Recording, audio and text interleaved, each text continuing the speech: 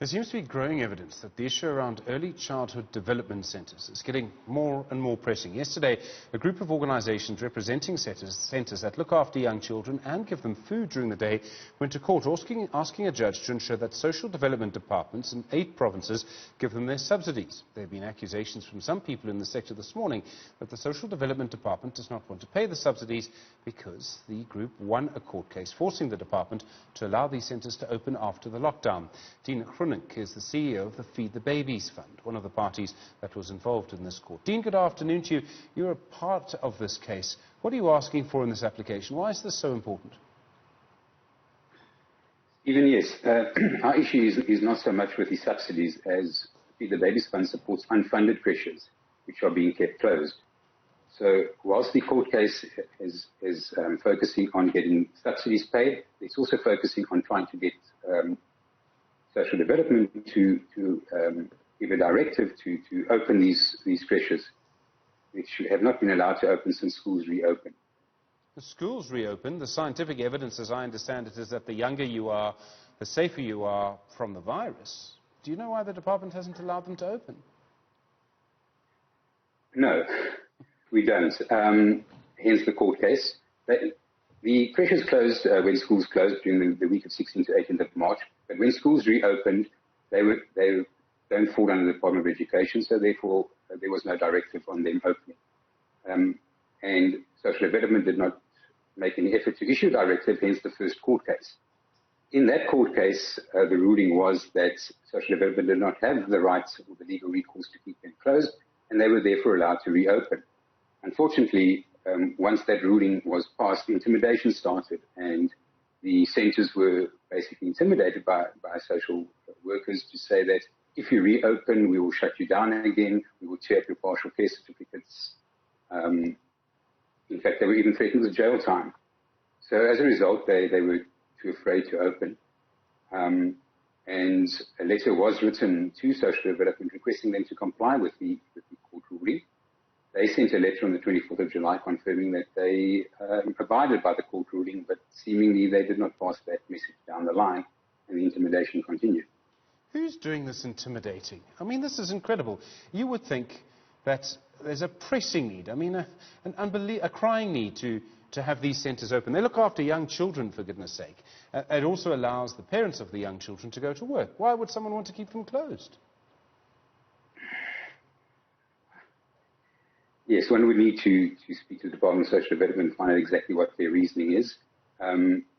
We feel that there might be some sort of intimidation against unfunded creches. They're not as easily controlled as funded creches. With funded creches, the Department of Social Development give them their funding. They need to report regularly on what they've done with that funding. Whereas with unfunded creches, there's very little control because they don't get funding and they have to source their own funding. I mean, does someone...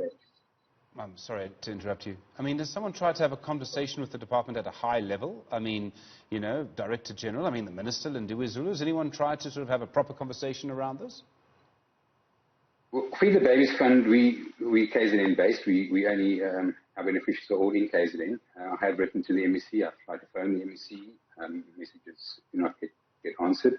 Emails do not get replied to. We phoned the Minister, the MEC's directors even, and spoken to them, and they say, well, we'll get back to you, but nobody ever does. They did issue on the 11th of September, after a bit of a runaround, they did issue a directive saying that creches may open, or ECD centres may open, but as I say, that didn't get passed down the line. So we've been able to convince a lot of our centres to open, provided they COVID compliant, and they are opening, taking their chances, but others are just way too scared to open up. Okay, children are not being fed at them. If you win this court case, I mean, is this going to change the game? I mean, or are you actually going to need more from just the court ruling? I mean, will the court ruling make that big a difference for you? Well, what we're hoping to get out of the court ruling is that the message gets passed down the line, and that it becomes basically public knowledge that ECD centres may reopen, provided that they are COVID compliant, and that DST does not need to visit them, that DST does not need to issue them with the certificates, so that they know that they cannot be intimidated anymore. Do you think this is just low-level officials throwing their weight around, which happens from time to time, or do you think this is sort of official policy? Does this go all the way to the top? I would not like to really comment on that, but it certainly does appear that if one looks, as I say, we only KZN, and we work in 7 different districts in KZN, but the message seems to be pretty the same in all the districts. So, whether it's rogue agents or whether it's really coming from the top, one doesn't really know. One can guess. But, there certainly seems to be an agenda in trying to keep unfunded creches from opening. Okay. How important are they? I mean, how would you describe the role that these creches are playing in our society at the moment? Oh, they're absolutely critical. The problem that we have in the rural areas is distance, obviously, and the number of children.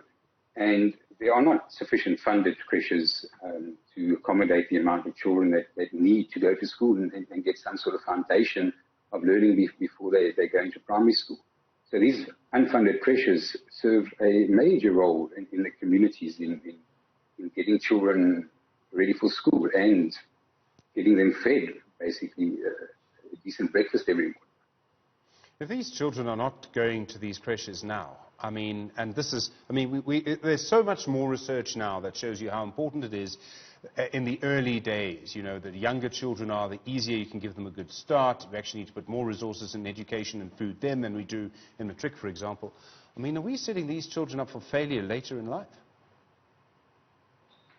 Well, yes. One of the biggest problems that we still have in this country is the fact that ECD falls under the Department of Social Development and not the Department of Education, which is where it belongs. ECD is educating children. It's not play groups. It's not children going and sitting around and playing with each other for the day. They're going there and are learning, preparing themselves for school.